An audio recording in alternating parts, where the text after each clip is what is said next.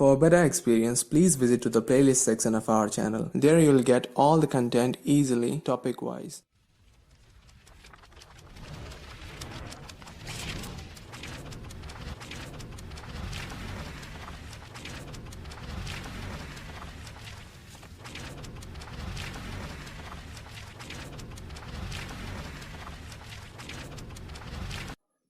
Hi friends, आज तक हम लोगों ने अभी तक जहाँ तक किया है प्रोविडेंट फंड एक्ट में, उसके आगे बढ़ते हैं। चलिए, सेंट्रल बोर्ड ऑफ ट्रस्टी जो कि सेक्शन 5A है इस एक्ट का, वो क्या है। सेंट्रल बोर्ड ऑफ ट्रस्टी नाम से पता चल रहा होगा कि कुछ लोग हैं जो ट्रस्टी हैं, हम उन लोगों का एक बोर्ड बना दिया गया है जो कि सेंट्रल बोर्ड जिसे कहते हैं, तो उसे ही हम सेंट्रल बोर्ड ऑफ ट्रस्टी कहते हैं।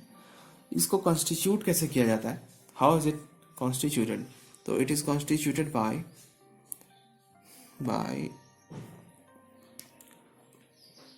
notification in official gazette.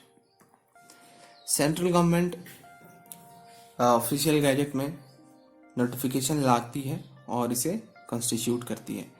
अभी बेसिकली मैं आपको इसके बारे में सब कुछ बताऊंगा कि आखिरकार इसको कॉन्स्टिट्यूट किया क्यों जाता है, इसका फंक्शंस क्या होता है, आखिर ये किस फॉर्म ऑफ किस तरह का ऑर्गेनाइजेशन होता है। ये मैं सबके बारे में इन सब चीज़ों के बारे में आपको डिटेल से बताऊंगा, सो बने रहे। अब बोर्ड ये जो बोर्ड है, it is a body corporate.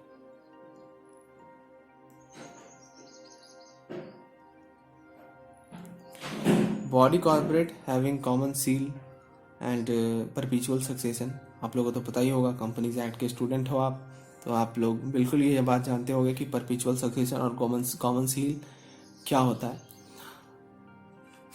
ये जो हमारे यहाँ जो कॉन्ट्रीब्यूशंस किए जाते हैं EPF एंड MP एक्ट में, जो कॉन्ट्रीब्यूशंस किए जाते हैं प्रोविडेंट फंड, पेंशन फंड और EDLIS में, ये कॉन्ट्रीब्यूशन एम्प्लॉयर और एम्प्लॉय दोनों मिल के करते हैं। एम्प्लॉय का एक अकाउंट बना रहता है प्रोविडेंट फंड में, और उस अकाउंट में दोनों ही एम्प्लॉयर और एम्प्लॉय दोनों मिलकर कंट्रीब्यूट करते हैं, और उस कंट्रीब्यूशन से एक फंड जनरेट होता है।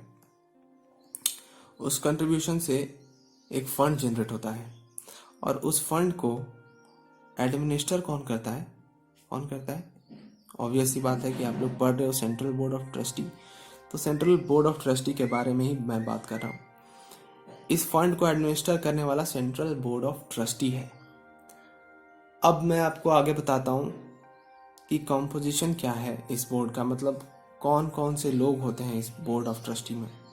लेकिन उससे पहले मैं आपको ये बात बता दूँ कि बोर्ड ऑफ ट्रस्टी को बनाने का मकसद यही था कि EPF एंड MP एक्ट के तहत जितने भी सारे फंड्स जनरेट होते हैं, जैसे provident fund, pension fund, EDLIS, जो फंड बनता है उसको एडमिनिस्टर करना, उसका पैसा इधर उधर ना जाए, वो ठीक तरीके से काम करे, पैसा एम्प्लॉयज़ का पैसा सुरक्षित रहे, इसको देखता है, इसको एडमिनिस्टर करने का काम करता है। कौन करता है? सेंट्रल बोर्ड ऑफ ट्रस्टी, जो कि है section 5A of the act.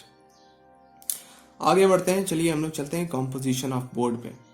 तो होप्स आपको दिखाई दे रहा हो, हम कॉम्पोजिशन ऑफ बोर्ड, यहाँ पे मैंने एक कॉलम लिख के रखा है अपॉइंटमेंट और यहाँ मेंबर्स।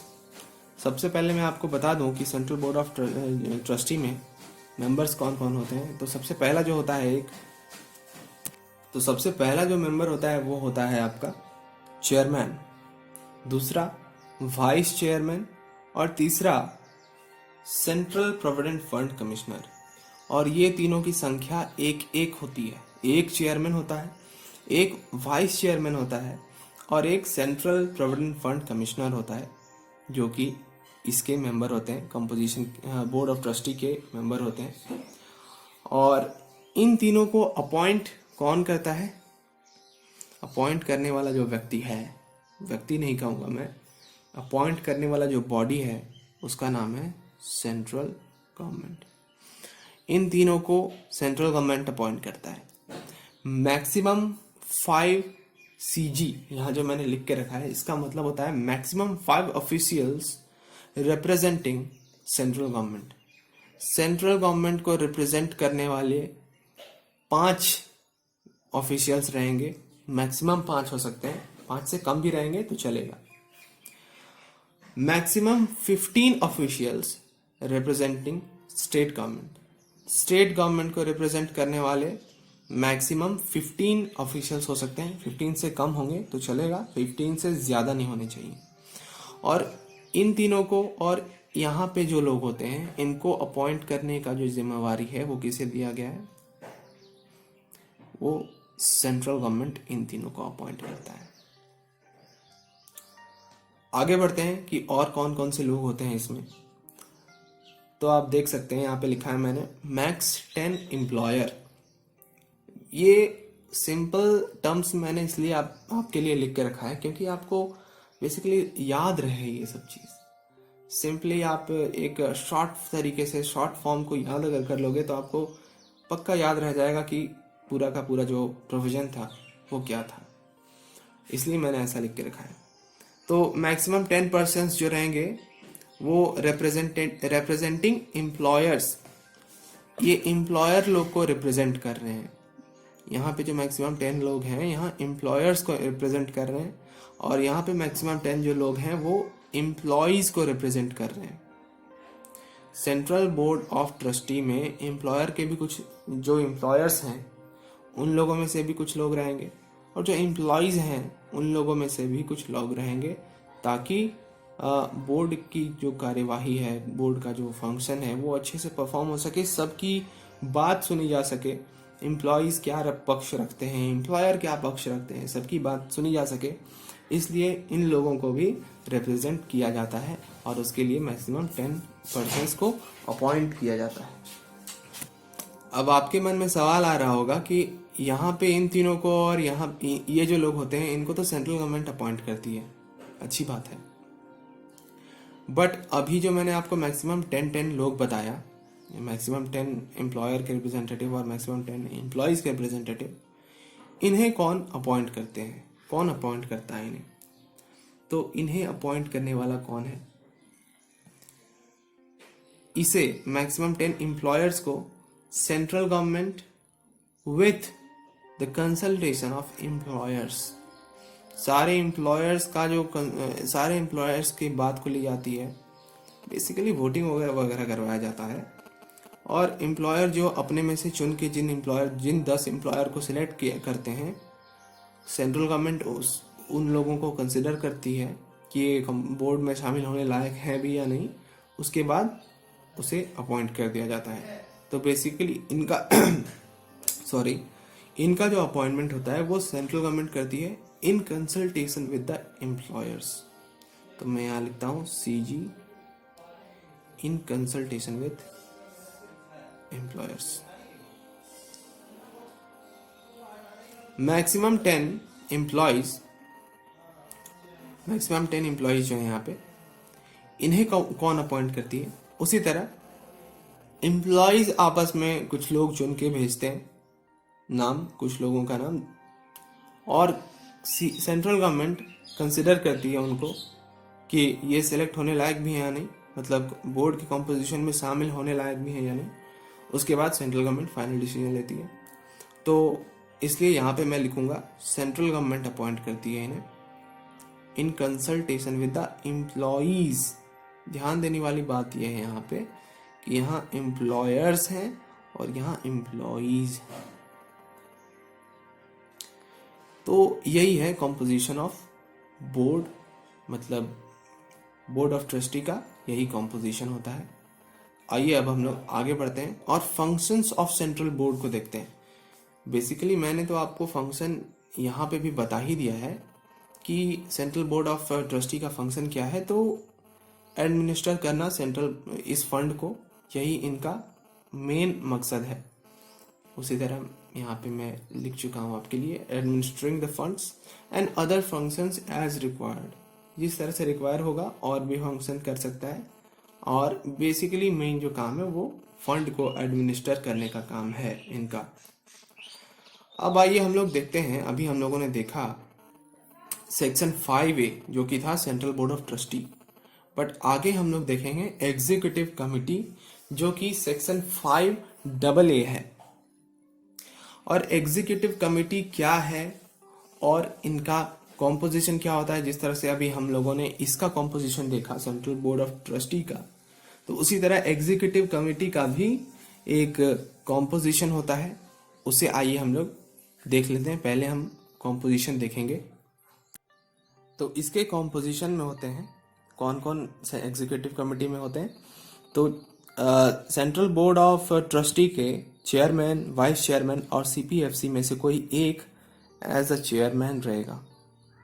इन्हीं में से कोई एक एज अ चेयरमैन रहेगा। कहाँ पे? एग्जीक्यूटिव कमिटी में। मैक्सिमम 5 ऑफ सेंट्रल गवर्नमेंट, जो कि सेंट्रल गवर्नमेंट को रिप्रेजेंट करते थे, मैक्सिमम 5 लोग यहाँ पे सेंट्रल बोर्ड में, उसमें से कोई 2 यहाँ पे सेंट्रल गवर्नमेंट को रिप्रेजेंट करेंगे।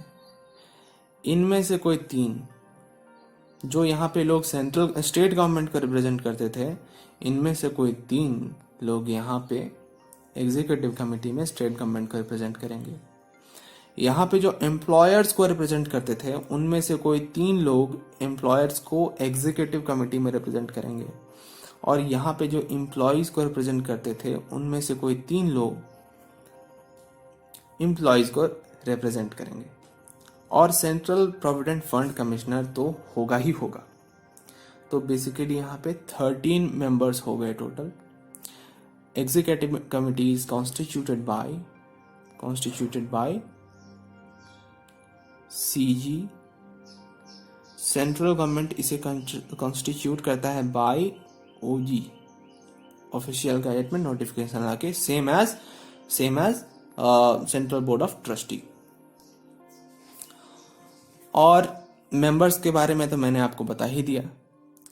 अब आपके दिमाग में आ रहा होगा, जब एक सेंट्रल बोर्ड ऑफ ट्रस्टी है ही सेक्शन 5 के तहत, तो एग्जीक्यूटिव कमिटी में जो एग्जीक्यूटिव कमिटी सेक्शन 5AA के तहत क्यों बनाया गया एग्जीक्यूटिव कमिटी को, जबकि मेंबर्स भी उसमें मोस्टली वही लोग हैं, खाली मेंबर्स की संख्या कम है। तो ऐसा इसलिए बनाया गया क्योंकि एग्जीक्यूटिव कमिटी का काम है to assist the central board in its functions.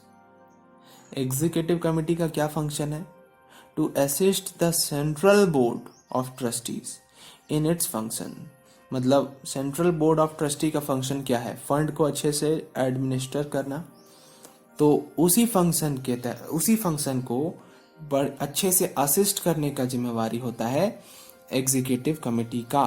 अगर एग्जीक्यूटिव कमिटी के मेंबर्स को लगा कि सेंट्रल बोर्ड ऑफ ट्रस्टी में कोई प्रॉब्लम है, कोई गड़बड़ी है, तो फिर ये असिस्ट जरूर करेगा सेंट्रल बोर्ड ऑफ ट्रस्टी को।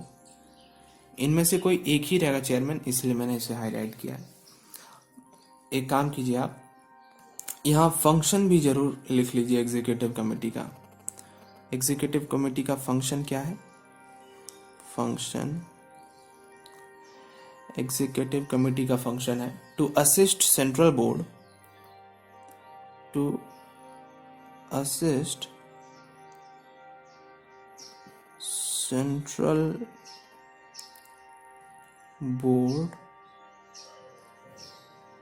in its function। इसके फंक्शन को पूरा करने के लिए इसमें असिस्टेंस प्रोवाइड करता है एग्जीक्यूटिव कमिटी। अगर आपने नोट्स नहीं लिखा है पूरा तो आप लिख लें, यहीं तक मैंने लिखा है। सेंट्रल बोर्ड ऑफ ट्रस्टी जो कि सेक्शन 5A है, constituted by, notification in official gazette. आप स्क्रीनशॉट ले सकते हैं इसका, मैं जूम आउट कर देता हूँ। ये लीजिए, आप इसका स्क्रीनशॉट ले लीजिए, या फिर बाद में अगर हो सके तो मैं इसे अटैच कर दूंगा वीडियो के डिस्क्रिप्शन में। आप डिस्क्रिप्शन जरूर चेक कर लीजिएगा। Thank you.